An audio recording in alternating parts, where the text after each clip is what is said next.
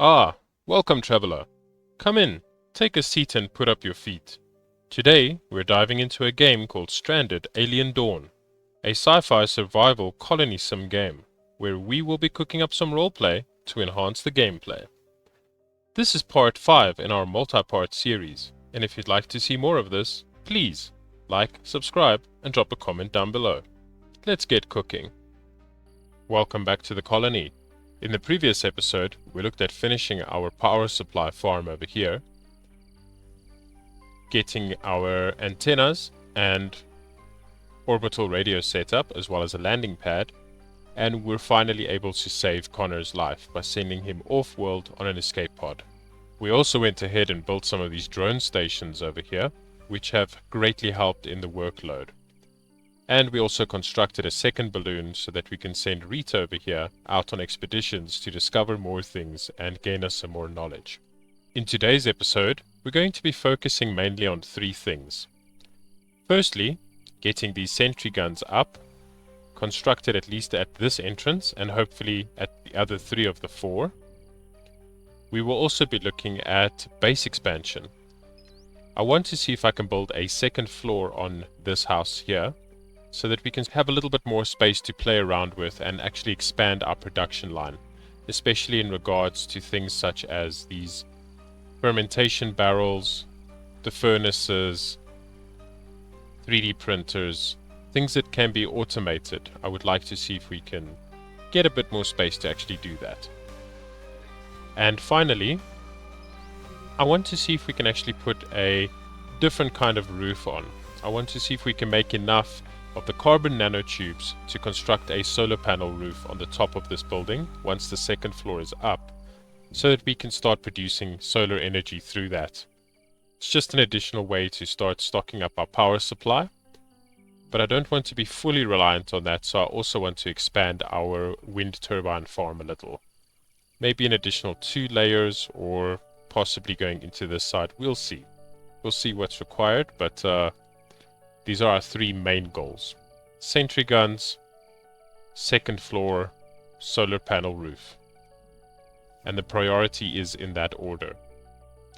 Right, well, let's dive into things, because we have quite a bit to do. We have to get a lot of these metal alloys, quite a fair amount of silicon, and then of course the electronic CPU cores, power cells, things like that. We also want that. A lot to do in today's episode. Step 1 has been partially completed. We have 4 of these machine gun turrets now set up here at the main entrance, or at least at this entrance. And we can look if we have enough resources. We can set up over here, here, and here as well. But we are going to focus on using this as our main entrance. I've already gone ahead and upgraded the wall into brick walls just along this part here, as this seems to be getting destroyed constantly during attacks. And hopefully now with the machine gun turrets up and running, as well as our survivors coming in and backing them up, we should be able to fend off anything that's attacked by ground. Now, as long as we keep the other entrances closed, our settlers will be able to go through, but animals won't, so they will be continuously funneling towards this side due to their pathing of the AI. The only thing I am still a little bit concerned about in regards to defenses is flying critters. So some of these, if these were to aggro, or a whole bunch of them were to become aggressive and attack us, we may face a bit of a challenge in that, because they won't path, they'll just fly right over the walls. But there is a workaround for that as well. We could always go and build these flak cannons over here, which are specially designed to shoot at aerial targets. The only problem at the moment is that we don't actually have the resources to dedicate to that. So that will have to be a future project. Something else I will periodically be doing is that every time that a solar panel breaks, I will be deconstructing it and replacing it with one of these graphene solar panels instead. The amount of energy that they provide is insane difference. You can look at this. 675 provided in the last 24 hours against 235. It's just wildly different, and I want to swap up to this to get things really efficient, lots of electricity going.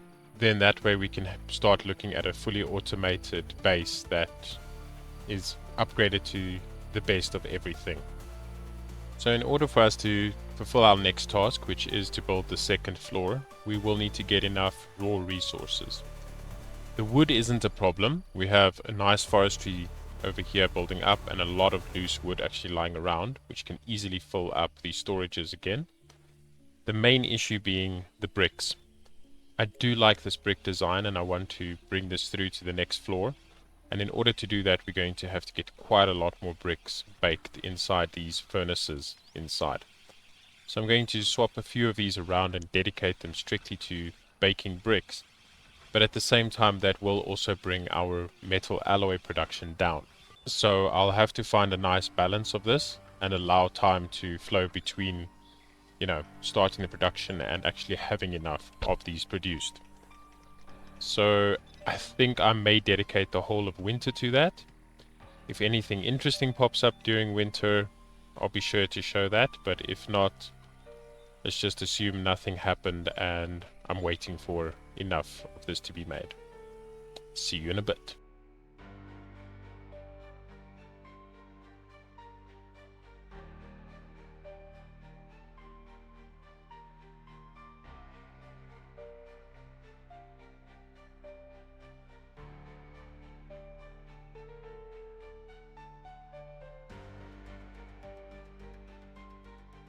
And we make it through to another year. So far in this episode, we've gone ahead and built 4 of the sentry guns at each of our entrances, as well as improved the defenses a little bit more by adding an additional layer of brick wall.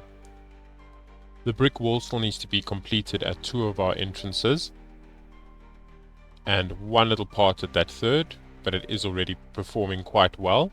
As you've just seen in the previous couple of clips, we've had quite a lot of attacks occur in this last winter, but we were able to fend them off quite well, even the flying one.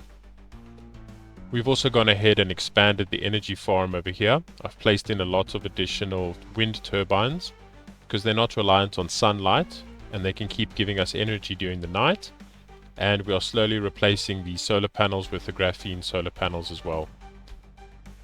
Quite successful for this year, I must say. I'm quite happy with it.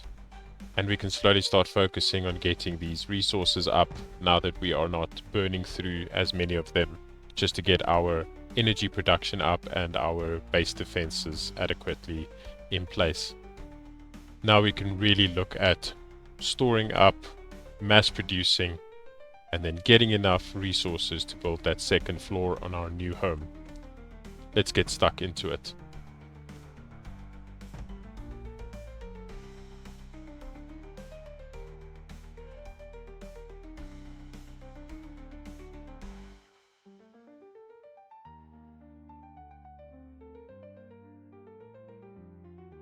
We've come quite far with our construction here. The second floor is almost completed, and we can actually look at putting on the roof at the moment. Now we're going to make use of these solar panel roofs, and I'm not quite sure if we're going to have enough of the carbon nanotubes to actually cover this whole area, but we'll do as much as possible, and then as we construct more through the 3D printers, we'll fill in the gaps as needed. So we've just unlocked this Tachyon Source expedition here. I'm unsure what to expect from this, but we're going to investigate it really soon. Just as soon as all of our survivors have actually seen through to the duties that they have to do at the moment. Chief among those is finishing the construction here. So for the most part this does look done, but I'm trying to replace the foundation with a little bit of an upgrade, specifically being this over here, the carbon flooring. I want to get it to the best possible foundation that we can get, and then I will look at putting on the roof right at the end. In the meantime, we are also replacing some of these solar panels now actively, and we've also gone and placed all of our turrets on motion sensors so they can switch off when there are no enemies around, thus saving us a lot of power and keeping our batteries full. As for this second floor up here, we are going to be placing a lot of things up here that don't necessarily need electricity. I'm talking about things such as the oil press, the fermentation barrel, distillery, things like that that can passively run. And slowly we will start moving all of these things over here into the space at the back here. Or alternatively, moving this storeroom over here upstairs and moving all of these construction materials to the ground floor, which I think might be the better of the two options. Keeping the construction materials on the ground floor and everything that we produce going up to the second floor. I do also want to have a look at taking these freezers for the raw materials and moving them upstairs as well, so that all of our raw material is upstairs and we have 2 rooms with fridges, or rather with freezers that have prepared meals in them. We're going to let things run and just continue with this. It's quite a grind, but we'll get there eventually. So I've gone ahead and slightly changed my mind here on the solar panel roofing that we're going to put in. I'm actually going to keep this floor open like it is in case we want to build an additional floor on top, an additional story. But what we can do at least is we can go and make use of this space now as needed.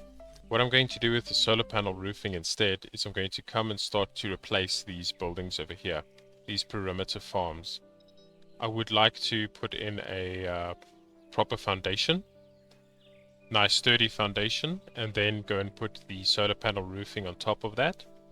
And then we're going to create little rooms, and I'm going to use these little rooms with the hydroponic racks, so we can be growing crops year round without having to rely on seasons. And then the solar panels that are above each crop will provide it with the power in order to keep running. I think this is going to be a much more effective way to make use of that, and we still get to keep this building without an official top, so we can always expand upwards as needed.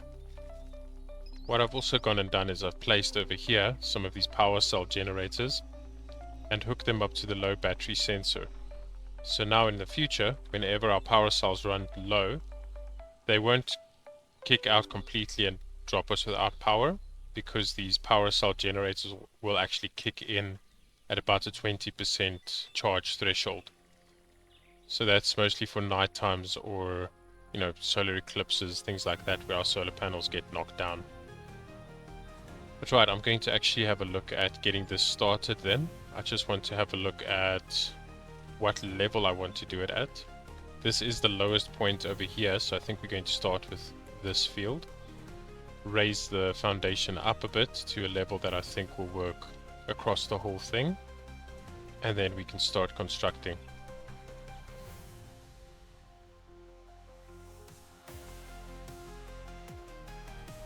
Let's have a look at what we've actually completed so far in regards to this main building. I have gone ahead and removed this storage space over here for the construction materials and moved that indoors. The equipment and things that used to be stored over here are now upstairs, as well as some of these wooden fermentation barrels. I've cleared a couple out here that finished doing their tasks, and let's have a look at upstairs quick. As you can see, I've placed quite a lot of them in here, so we can get a lot of fuel done now. One whole row for just wine, just ale, just antibiotics, and over here just the pickled vegetables. So this can sit here, ferment as needed. It gets the time it needs, it's out of the way, doesn't need people to come and handle it other than just refilling it. Then over here we now have a massive storeroom with all kinds of items, lots of space for it. We don't have to worry about space for quite a while. Then in addition to that, you may have noticed over here we have quite a lot of freezers. All of these freezers are only dedicated to raw food. So settlers can come upstairs, collect the raw materials here, either take it through to fermentation or take it back downstairs where it will be cooked. And both of these rooms now have freezers set up to just be taking the cooked food, beverages, and other items that can be stored there. I will also look at replacing this fridge and this fridge with freezers so that the food lasts much longer. What we're also doing here is I've gone and replaced all of the lights, so there are still some wall lights in the private rooms, but for the most part in the more public spaces I've gone with ceiling lights now. I think it just adds a better ambiance to it. We can't quite start construction on these rooms, these grow rooms along the perimeter like I wanted to, because we simply don't have enough of these carbon nanotubes. And everything that's being produced at the moment is going to be put into changing up this foundation into the carbon flooring that we're doing over here already. I do want this spread out throughout it before I start with any other constructions, as I want to see exactly what does that do, what change will that bring to this building. Can I perhaps build things that require an extremely strong foundation just by changing this foundation up? Still testing the waters, still figuring out exactly what I can and can't do in this game.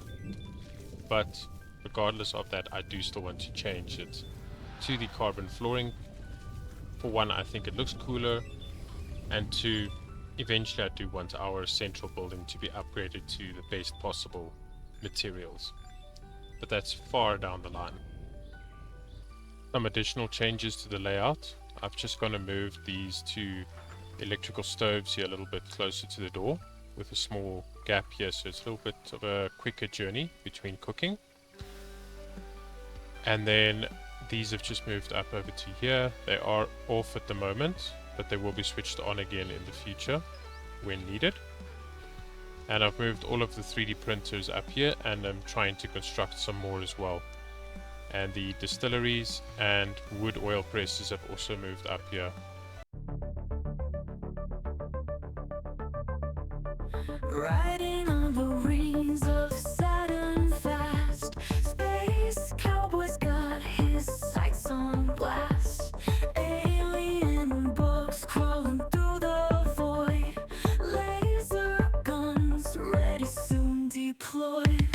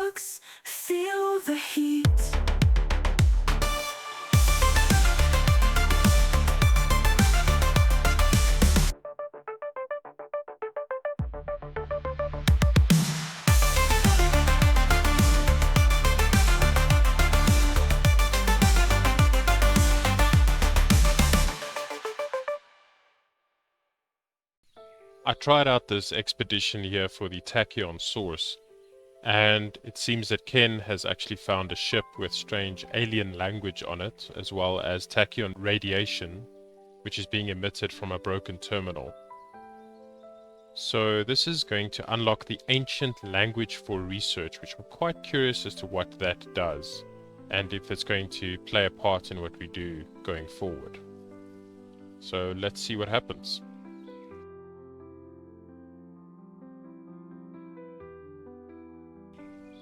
And we finally finished the research here for the light mechs. So we're going to give it a try build one of these, and see what it can actually do.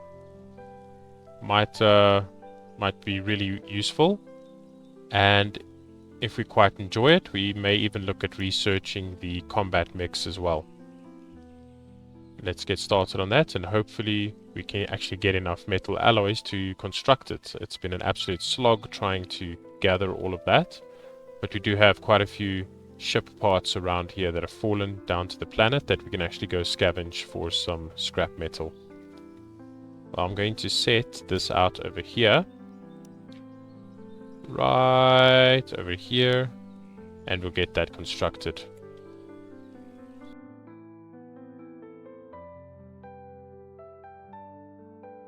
Great, we've actually completed our first small mech over here, and it looks like we can rename it. We can instruct someone to mount it, the owner, and we can actually assign an owner to it as well. So let's have a look here. Combat 3 is needed to use it, and it doesn't look like it actually runs on any resources, so it might be reusable continuously, and as long as we just keep it in good working order. Well, we can test this out during the next attack, and we'll see how that goes. And over there we have our first test subjects for our light mech, our small mech over here. See a group of 4 Juno, 16 Shrieker, and 85 Scarabai. So we're going to grab the mech over here, say mount. We've actually assigned Quinn to it, and the reason being for this is that Quinn actually has the lowest combat out of everyone. So I thought he could benefit the most from a massive upgrade like this. I didn't want to assign it to Ken or to Rita because we're very often sending them out on expeditions. And if they're out on an expedition and we get attacked like now, they're not around to actually board the mech. So I've given it to Quinn. And we'll grab Raka, Lara, and Ember over here, draft them up, set them up on this platform. We'll get Quinn over here to move the mech a little bit closer, say about to there, maybe to there. And we'll see how this plays out. Hopefully this goes well. This is the first time trying out one of these mechs. We'll see what happens.